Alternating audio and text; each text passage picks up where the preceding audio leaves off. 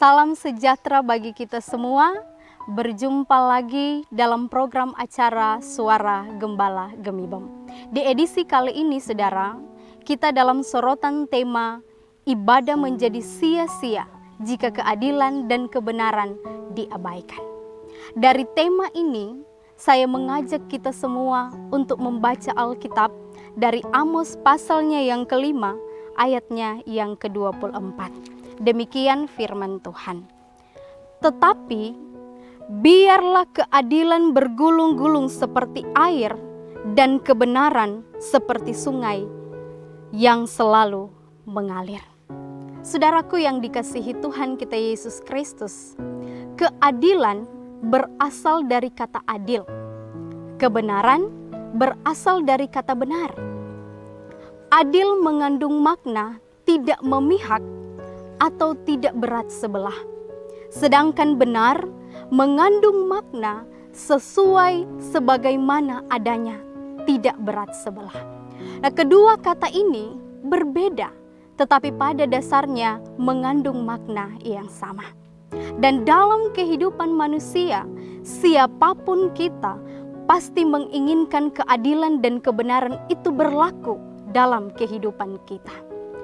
Bagian Alkitab saat ini menceritakan bagaimana Amos memprotes, mengkritik, atau menegur umat Israel oleh karena keadilan sosial yang terjadi di sana. Pada masa Nabi Amos, Israel ada dalam masa kejayaannya dari segala bidang, ekonomi, politik, dan juga militer. Oleh sebab itu, kekayaan menimbulkan ketidakadilan dan ketamakan. Orang miskin diabaikan dan juga dianiaya. Bahkan agama bersifat formal saja. Terjadi kesenjangan sosial, orang kaya melakukan penindasan, hakim-hakim tidak jujur, pemerintah rusak, riba, pemerasan, dan juga kebencian. Hal inilah yang ditentang oleh Nabi Amos. Dan secara terus-menerus Amos menyerang atau menegur apa yang terjadi di Betel. Pas pesta yang dirayakan, korban-korban yang dipersembahkan, bahkan praktik-praktik ibadat Israel dicela oleh Nabi Amos. Keadilan bergulung-gulung seperti air. Yang dapat pula kita pahami bahwa keadilan itu menggulung ketidakadilan yang terjadi di atas bumi.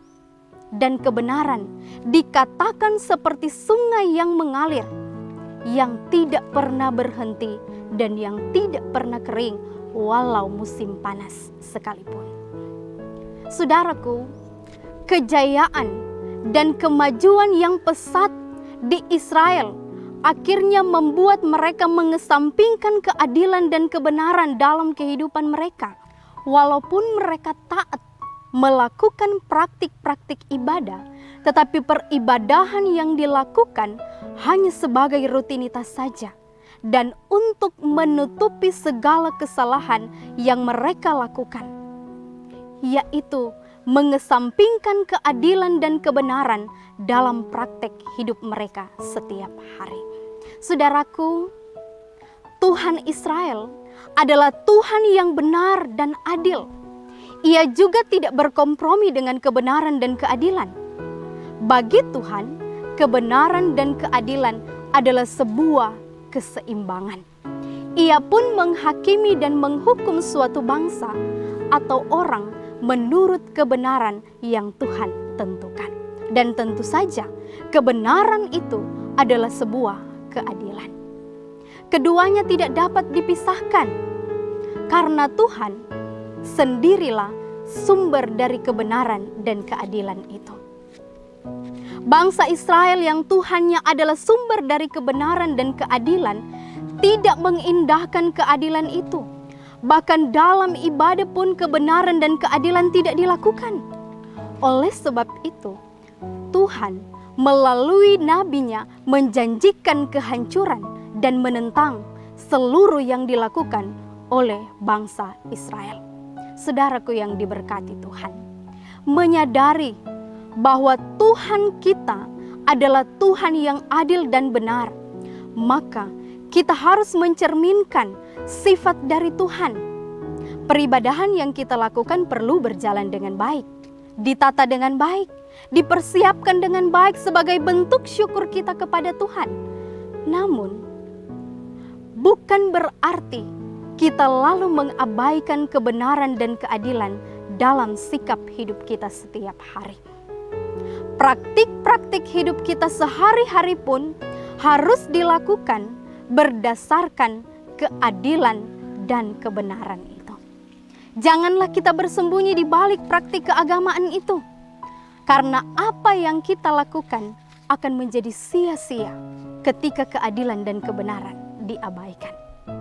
Tuhan sumber segalanya. Ia maha mengetahui segala sesuatu. Sehebat dan sebagus apapun yang kita lakukan di mata manusia, jika itu tidak berkenan, maka semuanya menjadi sia-sia. Karena Tuhan melihat hati kita, apakah kita tulus atau hidup seperti orang munafik dalam dunia ini. Tuhan memberkati kita semua. Amin.